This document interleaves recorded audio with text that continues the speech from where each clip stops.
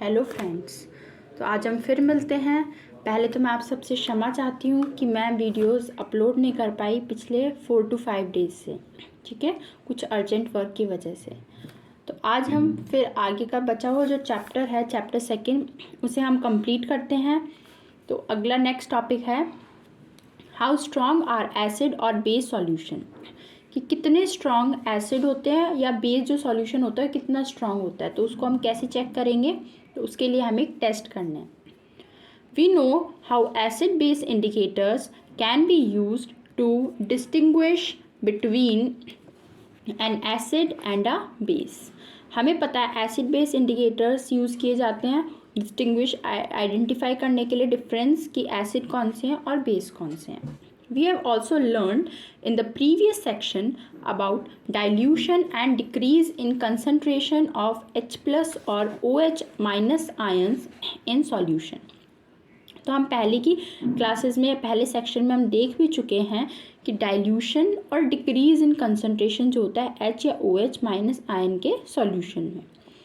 Can we quantitatively find the amount of these ions present in a solution. तो क्या हम इनकी amount निकाल सकते हैं कि कितना डिक्रीमेंट हुआ है, कितना डिक्रीज हुआ है H प्लस या OH माइनस आयन।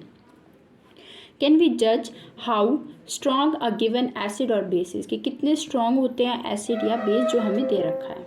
तो उसके लिए हम क्या करेंगे, we can do this by making use of universal indicator. तो ये हम किसकी हेल्प से कर सकते हैं, एक यूनिवर्सल इंडिकेटर होता है which is mixture of several indicator, जो बहुत सारे इंडिकेटर्स का क्या होता है, मिक्सचर होता है। उसकी हेल्प से हम ईजिली ये काम कर सकते हैं। It shows different colors at different concentration of hydrogen ions in a solution। तो जो यूनिवर्सल इंडिकेटर होता है वो अलग अलग कलर शो करता है अलग अलग कंसंट्रेशन पे जो हाइड्रोजन आयंस जो प्रेजेंट होते हैं सॉल्यूशन में।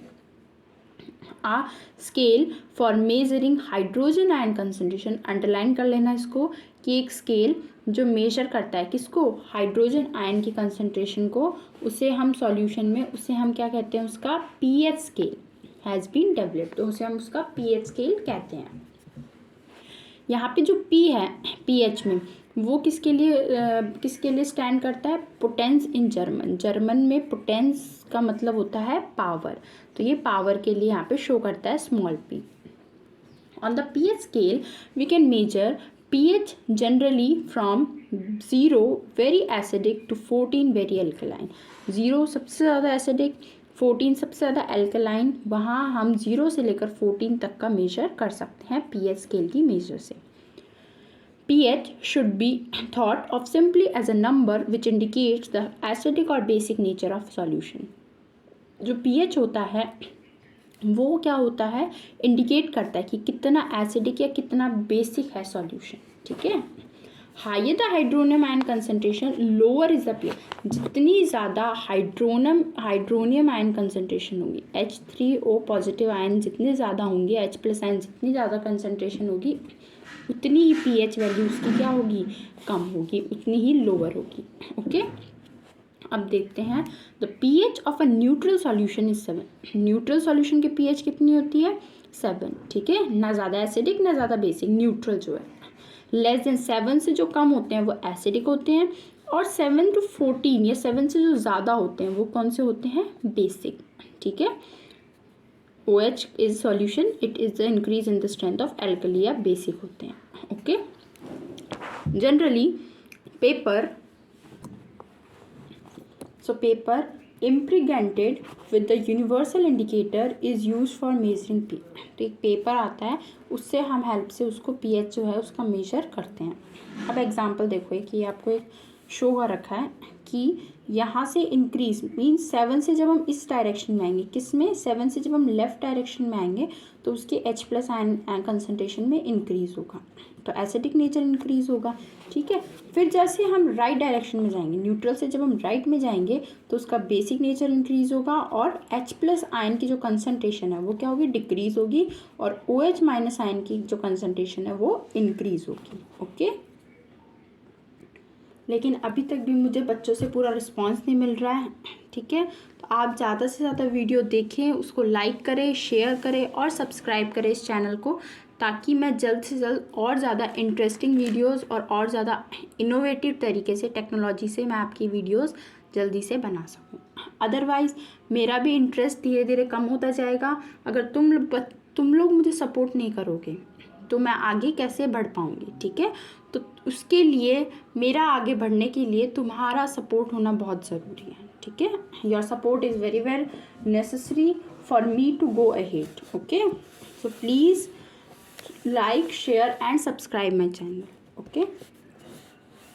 चलो, तो अब देखो ये क्या है, यहाँ पे आपको एक स्ट्रिप दे रखी है, उस पर आपको अलग अलग कलर शो कर रखे हैं। जैसे आप इस स्ट्रिप को जो भी आपने सॉल्यूशन लिया उसमें डिप करोगे तो जो जो कलर इनमें से शो होगा उसके अकॉर्डिंग आप इजीली बता सकते। फॉर एग्जांपल जैसे गैस्ट्रिक जूस है तो उसका पीएच इतना होता है, वो बहुत ज़्यादा एसिडिक है, ठीक है। रेडिश जो कलर होगा वो बहुत ज़्यादा एसिडिक शो करेगा। फिर लाइट येलो, ऑरेंज, ठीक है। ऐसे करते करते जब आप इधर चल जाएंगे तो एकदम पर्पलिश, एकदम डार्क ब्लू कलर जो है वो शो करेगा कि ये बहुत ज़्यादा क्या है, बेसिक है, ठीक है। तो ये आपको इस पेपर की स्ट्रिप से आप इजीली आइडेंटिफाई कर सकते हैं।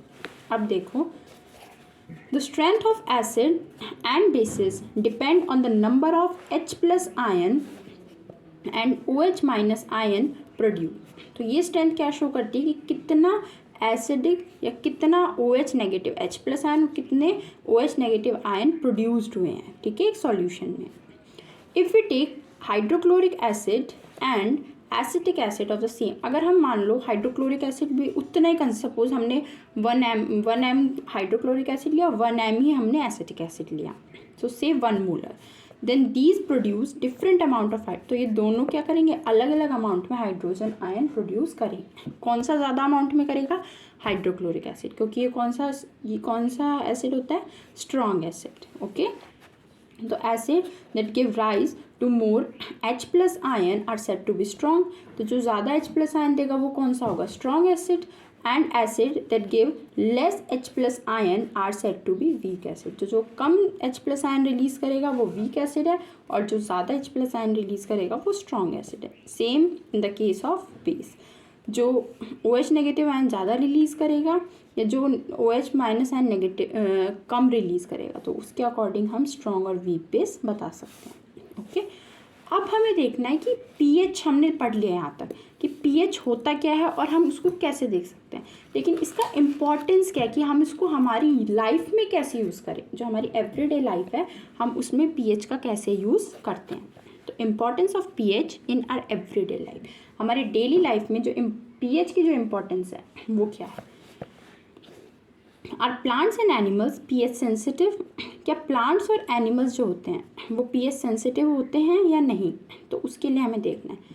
Our body works with in the pH range, हमारी जो बॉडी है वो न्यूट्रल होती है लगभग, और 7 to 7.8 तक हमारी बॉडी वर्क करती है। Living organism can survive only in a narrow range of pH change. तो हाँ, लिविंग ऑर्गेनिजम्स जो हैं वो बहुत ही नैरो रेंज में ही pH चेंज करते हैं अपना, बहुत ही लाइटली, एकदम माइन्यूट, बहुत लाइटली अपने pH में चेंज करते हैं। When pH of rain water is less than 5.6, जब 5.6 से कम हो जाती है pH किसकी, रेन वाटर की, तो वो किस में काउंट होने लग जाती है, एसिड रेन। किस में काउंट होती है, acid rain. When acid rain flows into the river, it lowers the pH of the river water. और जब यही एसिड रेन नदियों में बहती है तो इसकी जो pH है वो क्या हो जाती है, कम हो जाती है। The survival of aquatic life in such river become difficult. तो pH कम हो रही है, एसिडिक ज़्यादा हो रही है, तो एसिडिक ज़्यादा होगी तो जो भी एक्वेटिक एनिमल, जो पानी में रहने वाले जो भी एनिमल्स हैं उनको बहुत ज़्यादा प्रॉब्लम्स होती हैं, ठीक है, उनके रहने में, उनको सर्वाइव करने में बहुत ज़्यादा डिफ़िकल्ट होता है। Now what is the pH of the soil in your backyard, आपके जो गार्डन में, जो पीछे आपके जो भी सॉइल है उसकी pH क्या है। Plant require a specific pH range for their healthy growth. Plants जो होते हैं ना तो ज़्यादा एसिडिक मीडियम में सर्वाइव कर पाते हैं, ना ही ज़्यादा बेसिक मीडियम में, तो उनके लिए एक स्पेसिफिक pH रेंज होनी बहुत ज़रूरी है उनके ग्रोथ के लिए। To find out the pH required for a healthy growth of a plant, you can collect the soil from various places. तो अगर आपको pH चेक करनी है एक हेल्दी प्लांट की कि एक हेल्दी प्लांट है उसकी ग्रोथ किस pH में होती है, तो उसके लिए आप अलग अलग जगह से pH अलग अलग जगह से सॉइल कलेक्ट कर लो और फिर उनका pH चेक करो in the activity 2.12. Also, you can note down which plant are growing in the region from which you have collected soil. कि कौन सा प्लांट कौन से रीजन में ग्रो कर रहा है, ठीक है. नाउ अब मेनली बेसिकली अगर इम्पॉर्टेंस ऑफ पीएच के क्वेश्चन आते हैं तो बेसिकली ये 3 टॉपिक्स हैं जो हम आगे अब डिटेल में पढ़ेंगे, उनसे बेसिकली तुम्हारे क्वेश्चंस आते हैं ज़्यादातर, ठीक है, गिव रीज़न करके या एक्सप्लेन करके. तो अब देखो आपका फर्स्ट टॉपिक है pH in our digestive system. हमारी डाइजेस्टिव सिस्टम में पीएच कैसे इफेक्ट करता है, उसका क्या इंपॉर्टेंस है. It is very interesting to note down our stomach produces hydrochloric acid. हमको पता है कि हमारा जो स्टमक है, ठीक है, तो एसिडिक मीडियम जब हमारा स्टमक में क्या रिलीज़ होता है, hydrochloric acid. Hydrochloric acid release क्यों होता है, ताकि जो पेप्सिन एंजाइम है वो आके उस पर वर्क कर सके. ओके, एसिडिक, क्योंकि पेप्सिन एंजाइम एसिडिक मीडियम में वर्क करता है इसलिए. So it helps in the digestion of food without harming the stomach. तो ये क्या करता है, फूड का डाइजेशन करता है बिना हार्म करे स्टमक को. During indigestion the stomach produces too much acid and this causes pain and irritation. जब indigestion हो जाता है, जब खाना अच्छे से डाइजेस्ट नहीं हो पाता तो हमारा स्टमक क्या करता है, बहुत सारे अमाउंट में एसिड रिलीज़ करता है और जिसकी वजह से क्या होने लग जाता है, दर्द होने लग जाता है और इरिटेशन होने लग जाती है आपको, ठीक है, आपका जी में चलाने लग जाता है, ठीक है, और भी कई प्रॉब्लम्स, एसिडिटी इंक्रीज हो जाती है, तो ये होता है. तो अब इससे बचने के लिए या इस दर्द से get rid of this pain, इस दर्द को ख़त्म करने के लिए पीपल यूज़ बेसिस. अब क्या होगा, एसिडिटी हो रही है, एसिड इंक्रीज हो रहा है, तो उसके लिए हमें बाहर से क्या लेना पड़ेगा, बेस. क्यों, क्योंकि एसिड और बेस मिलके दोनों क्या करेंगे, न्यूट्रल करेंगे एक दूसरे का इफेक्ट, और उसी को हम बोलते हैं न्यूट्रलाइजेशन रिएक्शन. तो एसिड जो है वो किसके साथ में मिक्स होगा, बेस के साथ में, और वो दोनों रिएक्ट करके क्या बनाएंगे, सॉल्ट प्लस वाटर. तो वो न्यूट्रलाइजेशन, तो एक दूसरे के इफेक्ट को न्यूट्रल करेंगे. तो हम एंटासिड जो है वो बाहर से लेंगे. तो one such remedy must have been suggested by you at the beginning of this chapter. तो एक रेमेडी तो आपको बताई गई थी, क्या थी, मिल्क ऑफ मैग्नीशिया, ठीक है. So these antacid neutralize the excess acid. जो भी एक्सेस एसिडिटी आपकी जो हुई है स्टमक में इंक्रीज, उसको न्यूट्रल करने के लिए कौन होगा, एंटासिड या फिर बेस, ठीक है. तो कुछ एग्जाम्पल, जैसे एक एग्जाम्पल है मैग्नीशियम हाइड्रोक्साइड या milk of magnesia, A mild base. ये एक बेस होता है, लाइटली बेस होता है, is often use for this purpose. तो इस पर्पज़ के लिए यूज़ किया जाता है. तो तुमसे एक क्वेश्चन आ जाएगा कि बताओ आपके स्टमक में एसिडिटी इंक्रीज हो गई है, तो आप उसके लिए बचने के लिए क्या करेंगे. और ये क्वेश्चंस आप प्रीवियस क्लासेस में पढ़ चुके हैं 8th क्लास में, ठीक है, 7th या 8th में. Next, pH change as a cause of ट्रूथ. पहला तो क्या था, अगर पीएच चेंज हो रही है तो हमारे स्टमक में एसिड इंक्रीज हो रहा है, तो उसके लिए हम बाहर से बेस लेंगे, ठीक है. आपके पीछे क्वेश्चन भी है, व्हाट इज न्यूट्रलाइजेशन रिएक्शन, तो आप इजीली उसको राइट डाउन कर सकते हैं. नेक्स्ट टॉपिक है pH change as a cause of tooth decay. कि अब पीएच जो चेंज हो रही है वो किसका कारण हो रही है, आपके टूथ डिके, ठीक है, आपके दांतों में दर्द हो रहा है. Tooth decay starts when the pH of mouth is lower than 5.5. Tooth decay, tooth में आपके दर्द कब होने लग जाएगा, जब आपका पीएच जो है किसका, माउथ का, लेस देन हो जाएगा 5.5 से. So tooth enamel made up of calcium hydroxyapatite, किसकी बनी होती है, कैल्शियम हाइड्रोक्सीपेटाइट की, जो एक crystalline form of calcium phosphate है, ठीक है. तो ये क्या एक तरह से बेस है. हार्डेस्ट सब्सटेंस, हमारी बॉडी का सबसे हार्डेस्ट सब्सटेंस होता है tooth enamel. It does not dissolve in water, ये पानी में डिजॉल्व नहीं होता, but it corroded when the pH in the mouth is below 5. लेकिन कोरोड होने लग जाता है धीरे धीरे, कब, जब माउथ का पीएच जो है वो 5.5 से कम हो जाता है. तो bacteria present in the mouth produce acid by degeneration of sugar and food particle remaining in the mouth after eating. क्या होने लग जाता है, जो बैक्टीरियाज हमारे माउथ में जो प्रेजेंट हैं वो क्या प्रोड्यूस करने लग जाते हैं, एसिड, ठीक है।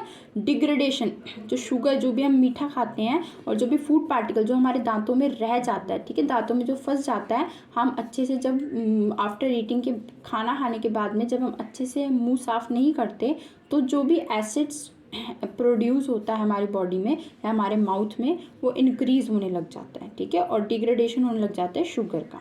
सो the best way to prevent this, तो इससे बचने के लिए क्या है कि आपको अच्छे से मुंह साफ करना चाहिए। कब? खाना खाने के बाद में। After eating you should clean your mouth, you should clean your mouth properly, ठीक है। तो आपको अच्छे से अपना मुंह धोना चाहिए। Using toothpaste which are generally basic, तो एसिडिटी इंक्रीज हुई, एसिडिक इंक्रीज हुआ है, तो एसिड इंक्रीज हो रहा है, तो इसलिए हम जो टूथपेस्ट होता है, ठीक है, उसमें क्या होता है, वो कैसा होता है, बेसिक होता है। For cleaning the teeth can neutralize the excess acid and prevent tooth decay, तो हम ब्रश करेंगे, ब्रश करने से क्या होगा, वो है बेसिक और वो एसिड दोनों एक दूसरे के इफेक्ट को क्या कर देंगे, न्यूट्रल कर देंगे, ठीक है। Now, next topic is self-defense by animals and plant through chemical warfare, कि अपने आप को सेल्फ डिफेंस करना, किससे, एनिमल और प्लांट से। तो केमिकल, जो भी केमिकल वो रिलीज करते हैं उससे अपने आप को बचाना, अपने आप का प्रोटेक्शन करना। Have you ever been stung by a honey bee, stung मतलब जो हनी बी होती हैं, ततैयेज होते हैं जो भी, ये अपना जब डंक या जो भी जहरीला अपना जो केमिकल है ये रिलीज करते हैं बॉडी में। Bee sting leaves an acid which causes pain and irritation, ठीक है, जब ततैया काटता है तो कितना पेन और इरिटेशन होता है ना, ठीक है।